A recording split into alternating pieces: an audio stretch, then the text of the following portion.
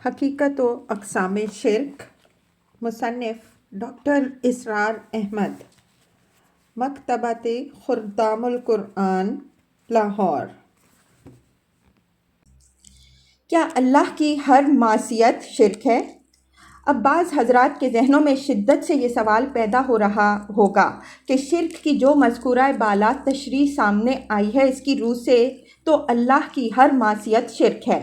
مثال کے طور پر اللہ کا حکم تھا کہ نماز پڑھو، مگر ہم نے اللہ کا حکم چھوڑ کر نفس کا حکم مانتے ہوئے نماز ترک کر دی تو یہ شرک ہو گیا۔ ایسے ہی مال کمانے میں ہم نے شریعت کا حکم ترک کر دیا اور اللہ کی محبت سے مال کی محبت بڑھ گئی تو یہ شرک ہو گیا۔ اس طرح سے تو ہر گناہ شرک ہے، جبکہ قرآن مجید دو جگہ فرماتا ہے کہ ان اللہ لا یغفر ان یشرک بہ ویغفر ما دون ذلک لمن یشاء۔ النساء آیات 48 اور 116۔ یقیناً اللہ تعالیٰ اس کو تو ہرگز معاف نہیں فرمائے گا کہ اس کے ساتھ شرک کیا جائے، البتہ اس سے کم تر گناہ جس کو چاہے گا بخش دے گا۔ تو اب وہ کم تر کا دائرہ جس میں مغفرت کی امید ہے وہ کیا ہے؟ یہ سوال بہت اہم اور اس پوری بحث سے متعلق ہے۔ یہ سوال ذہنوں میں لازماً پیدا ہونا چاہیے۔ اگر کسی کے ذہن میں یہ سوال پیدا نہیں ہو رہا تو گویا اس نے حقیقت و اقسام شرک کی اس پوری بحث پر توجہ نہیں دی۔ گناہوں کے باب میں ایک بات تو یہ جان لیجئے کہ قرآن مجید نے ایک طرف تو صغیرہ اور کبیرہ گناہوں کی تقسیم کی ہے اور صغائر کے بارے میں بہت امید دلائی ہے کہ وہ معاف ہو جاتے ہیں۔ ان کے بارے میں ایک قاعدہ کلیہ تو یہ سامنے آتا ہے کہ ان پر گرفت شدید نہیں ہے۔ چنانچہ سورہ نجم میں ارشاد الہی ہے، الذین یجتنبون کبائر الاثم والفواحش الا اللمم، آیت 32۔ جو لوگ بڑے بڑے گناہوں اور کھلے کھلے قبیح افعال سے پرہیز کرتے ہیں، الا یہ کہ کچھ قصور چھوٹے گناہ ان سے سرزد ہو جائیں۔ چھوٹے چھوٹے گناہوں کو اللہ تعالیٰ معاف فرما دیتا ہے، اللہ تعالیٰ کے ہاں ان کی گرفت نہیں ہے۔ اللہ تعالیٰ معاذ اللہ خوردہ گیر نہیں ہے کہ ہر چھوٹی چھوٹی بات کی گرفت فرمائے۔ یہی بات سورہ شورى میں یوں فرمائی گئی ہے، والذین یجتنبون کبائر الاثم والفواحش، آیت 37۔ وہ لوگ جو کہ بڑے بڑے گناہوں اور بے حیائی کے کاموں سے پرہیز کرتے ہیں۔ تو معلوم ہوا کہ اللہ تبارک و تعالیٰ نے صغائر کا معاملہ کئی اعتبارات سے کبائر سے الگ رکھا ہے۔ گناہوں کے بارے میں قرآن و حدیث سے ایک تصور یہ بھی سامنے آتا ہے کہ صغیرہ گناہ خود بخود بھی دھلتے رہتے ہیں۔ ارشاد الہی ہے، ان الحسنات یذہبن السیئات، سورہ ہود 114۔ یقیناً اچھائیاں سیئات چھوٹی چھوٹی برائیوں کو ختم کر دیتی ہیں۔ جب آپ کوئی نیکی کرتے ہیں تو صغائر دھلتے رہتے ہیں لیکن کبائر نہیں۔ کوئی شخص نماز کی غرض سے مسجد کی طرف چلے تو ہر قدم پر اس کے صغیرہ گناہ معاف ہو رہے ہوتے ہیں۔ ایک حدیث نبوی صلی اللہ علیہ وآلہ وسلم میں آتا ہے کہ وضو کرتے ہوئے جب کوئی شخص ہاتھوں کو دھوتا ہے تو اس کے ہاتھوں کے صغیرہ گناہ دھل جاتے ہیں۔ اسی طرح باقی اعضائے وضو کے متعلق فرمایا کہ ان کو دھوتے ہوئے ان سے سرزد ہونے والے گناہ دھل جاتے ہیں۔ یہ دین کے حقائق ہیں اور ان سے قطعاً کسی درجے میں بھی اختلاف نہیں کیا جا سکتا۔ گناہ کے بارے میں قرآن مجید دوسرا فرق یہ کرتا ہے کہ ایک ہے کسب، کہ جان کر انسان سور بھی کھا لے تو گناہ نہیں۔ ازروع الفاظ قرآنی، فمن اضطر غیر باغ ولا عاد فلا اثم علیہ، البقرہ 173۔ پس جو مجبور ہو بشرطے کہ سرکشی اور حد سے تجاوز نہ ہو تو مذکورہ بالا حرام اشیاء کھا لینے پر اس پر کوئی گناہ نہیں ہے۔ ایسے ہی اگر جان پر بنی ہو اور سود کے علاوہ جان بچانے کا کوئی راستہ نہ ہو تو یہ بھی معاف ہے۔ اس ضمن میں سورہ بقرہ کی آیت 81 ملاحظہ کیجیے۔ ارشاد ہوا، بلا من کسب سیئہ، کیوں نہیں جس نے ایک برائی بھی کمائی، کسب کیا۔ خطا، نسیان اور اضطرار اس میں شامل نہیں ہے، بلکہ یہ وہ برائی ہے جو جان بوجھ کر کمائی گئی ہو اور چاہے وہ ایک ہی کیوں نہ ہو۔ سیئہ اس میں نکرہ ہے، نکرہ میں تفخیم بھی ہوتی ہے کہ کوئی بڑی چیز، یعنی اس میں صغائر شامل نہیں ہیں بلکہ صرف کبائر ہیں۔ آگے فرمایا وَأَحَاطَتْ بِهِ خَطِیئَتُهُ، اور اس کا گھیرا کر لیا اس کے گناہ نے۔ اس ایک گناہ پر وہ اس طرح ڈیرا جما کر بیٹھا ہوا ہے کہ گناہ نے اس کو اپنے گھیرے میں ایسے لے لیا ہے کہ کوئی جانب ایسی نہیں جہاں گناہ کا غلبہ نہ ہو۔ فَأُولَٰئِکَ أَصْحَابُ النَّارِ هُمْ فِیہَا خَالِدُونَ، البقرہ 81۔ تو یہی لوگ جہنمی ہیں، وہ اس میں ہمیشہ کے لیے رہیں گے، یعنی یہ وہ جہنمی نہیں ہیں جو آگ سے بالآخر نکل آئیں گے۔ یہ خلود فی النار کی سزا ہے جو کفار اور مشرکین کے لیے ہے۔ معلوم ہوا کہ ایک بڑا گناہ بھی اگر یہ شرطیں پوری کر رہا ہو کہ وہ فیصلے اور ارادے سے کیا گیا ہو اور اس پر دوام ہو، اور اس نے عاصی کا اس طرح احاطہ کر لیا ہو کہ کوئی جانب ایسی نہ رہی ہو جہاں گناہ کا غلبہ نہ ہو، تو وہ اپنی حقیقت کے اعتبار سے شرک ہے۔ البتہ اگر کسی سے خطا ہو جائے اور اس پر اس کو پشیمانی ہو اور احساس ہو جائے کہ اس سے غلطی ہوئی ہے اور وہ اللہ سے بخشش طلب کرے، اس پر ڈیرا نہ جما لے اور اسے اپنی زندگی کا مستقل جز بنانے کا ارادہ نہ ہو، تو اللہ تعالیٰ اس کا حساب و کتاب صاف کر دیتا ہے۔ شرکیہ اعمال کرنے والوں پر مشرک کا فتویٰ۔ اس ضمن میں ایک بہت بڑا مسئلہ یہ بھی سمجھ لیجئے کہ ہمارے ہاں بعض لوگ ایسے ہیں کہ جان بوجھ کر اور ارادے سے کوئی غلط کام کرنا، جبکہ ایک ہے خطا اور نسیان کے ظہول ہو گیا، بھول گئے، غفلت کا پردہ پڑ گیا، لہٰذا کوئی غلطی صادر ہو گئی، اس میں ارادے اور قصب کو دخل نہیں ہے۔ با الفاظ دیگر غلط کام کرنے کی نیت نہیں تھی مگر خطا اور نسیان سے غلط کام ہو گیا۔ خطا کا مطلب ہے نشانے کا چوک جانا، یعنی نشانہ لگانا چاہ رہے تھے کہیں اور لیکن لگ گیا کہیں اور۔ تو نسیان اور خطا سے گناہ کا صادر ہو جانا اور شے ہے، جبکہ قصب سے گناہ کا صادر ہو جانا اور شے ہے۔ سورۃ البقرہ کی آخری 2 آیات کے بارے میں فرمایا گیا ہے کہ یہ عرش کے نیچے کے خزانوں میں سے 2 اہم خزانے ہیں، اور یہ تحفہ شب معراج کے موقع پر اللہ تعالیٰ نے اپنے رسول صلی اللہ علیہ وآلہ وسلم کی وساطت سے امت مسلمہ کو عطا کیا ہے۔ ان میں سے دوسری آیت کا ٹکڑا ہماری اس بحث سے متعلق ہے۔ الفاظ ملاحظہ ہوں۔ ربنا لا تؤاخذنا ان نسینا او اخطانا، آیت 286۔ اے میرے رب، اگر ہم سے بھول اور خطا سے کوئی غلطی سرزد ہو جائے تو ہماری گرفت نہ کیجیو، لیکن اگر قصب ہو رہا ہو اور جان بوجھ کر کوئی گناہ کمایا جا رہا ہو اور اس پر پھر ڈیرا جما لیا جائے تو اس صورت میں یقیناً ایک بڑا گناہ بھی شرک کے درجے کو پہنچ جاتا ہے۔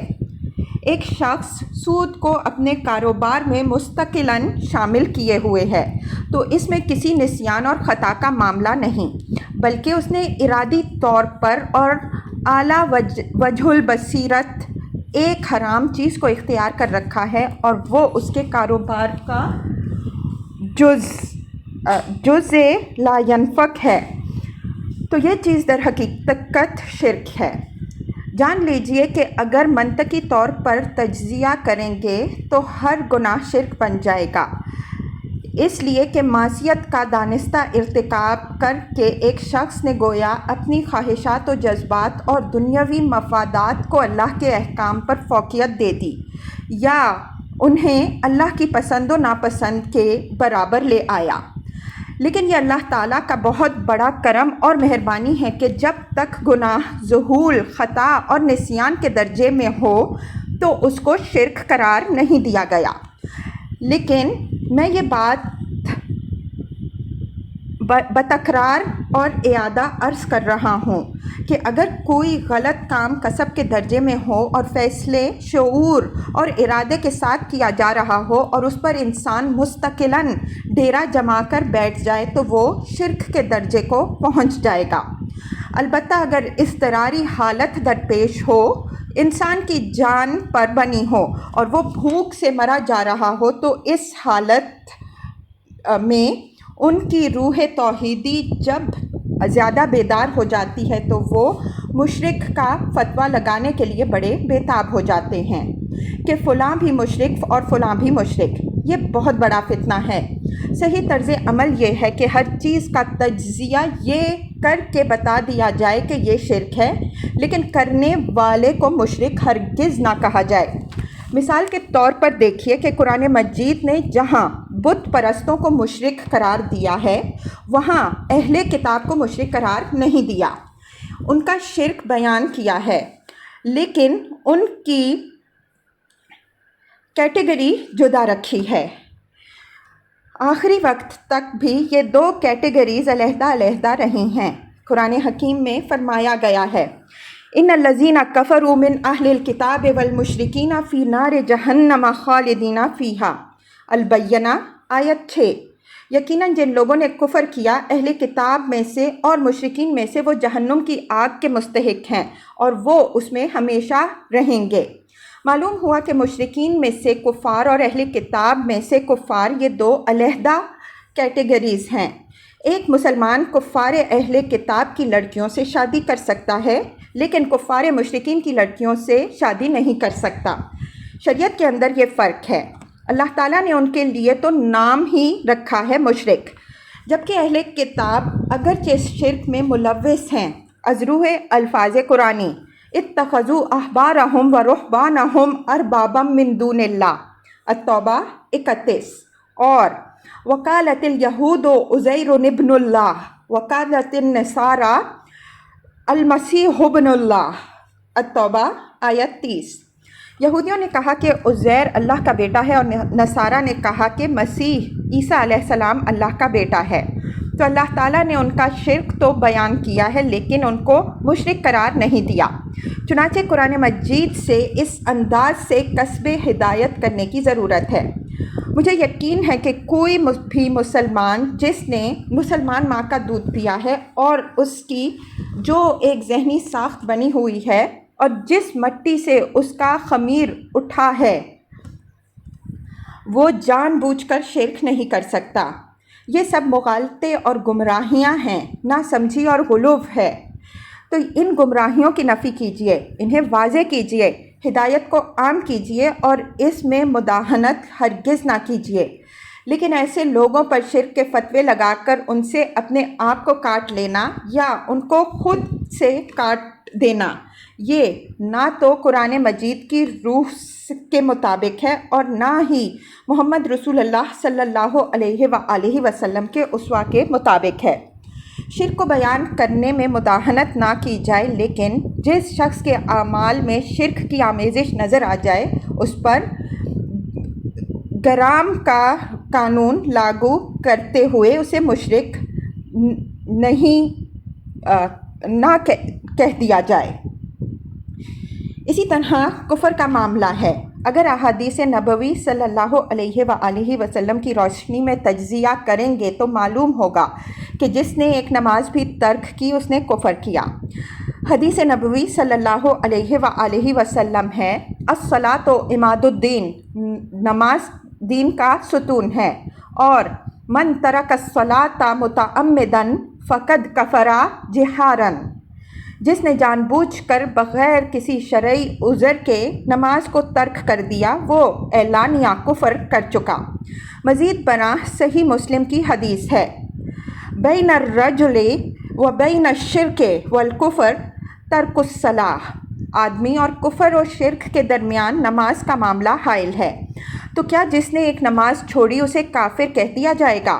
ان چیزوں میں زمین و آسمان کا فرق ہے۔ جن لوگوں کے اندر جذبہ توحید اور دینی حمیت بیدار ہو جاتی ہے میں ان کے لیے بھی ہمدردی کے ساتھ یہ بات عرض کر رہا ہوں کہ وہ اپنے خلوص اور اخلاص ہی کی وجہ سے حد سے تجاوز کر جاتے ہیں۔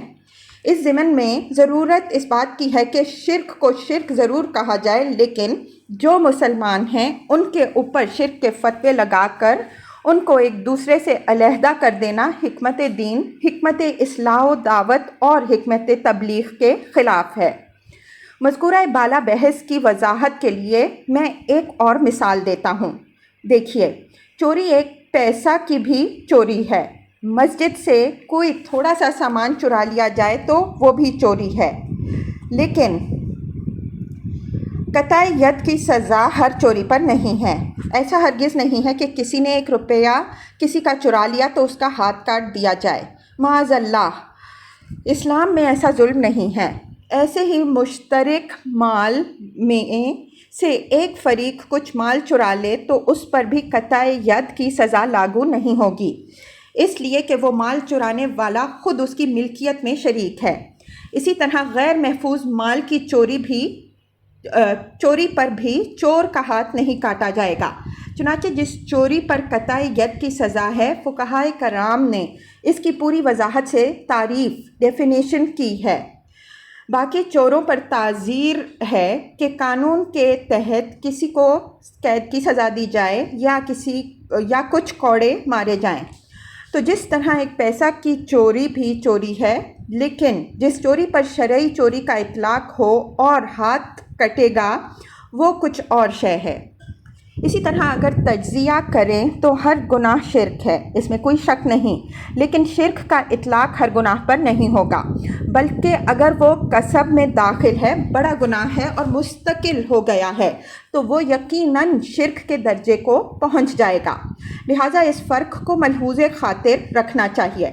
ہر گناہ کا ارتکاب کرنے والا مشرک نہیں ہو جائے گا، اور اگر کسی مسلمان کا کوئی گناہ شرک کی تمام شرائط پوری کر رہا ہے تو پھر بھی اس پر مشرک کا فتویٰ لگانے کی کیا ضرورت ہے؟ اللہ تبارک و تعالی حساب لینے والا موجود ہے، بلکہ اسلامی ریاست کے اندر بھی کسی مسلمان پر مشرک کا فتویٰ نہیں لگے گا۔ اس میں بھی مسلم اور کافر 2 ہی کیٹیگریز ہیں، تیسری کوئی کیٹیگری معین نہیں ہے۔ یہ تقسیم تو ہو سکتی ہے کہ فلاں شخص کافر ہے اور فلاں مسلم ہے، لیکن کسی کو مشرک قرار دے دینا، اس کا فتویٰ کسی قانون شرعی کے اندر موجود نہیں ہے۔ ایسے ہی کسی کو منافق قرار دینا، اس کا بھی کوئی فتویٰ قانون شریعت میں موجود نہیں ہے۔ اس دنیا میں کسی کو ہم یہ سند بھی نہیں دے سکتے کہ وہ مومن ہے۔ یہ اللہ ہی جانتا ہے کہ کس کے دل میں کتنا ایمان ہے۔ ہم اس کو زیر بحث نہیں لا سکتے، ہم تو زیر بحث لائیں گے اسلام اور کفر کو، اور تکفیر بھی جان لیجئے کہ انفرادی معاملہ، انڈیویجول ایکٹ نہیں ہے کہ جو شخص چاہے کھڑا ہو کر فتویٰ دے دے کہ فلاں کافر ہے، بلکہ یہ اسلامی ریاست کا کام ہے کہ وہ تکفیر کا فیصلہ کرے۔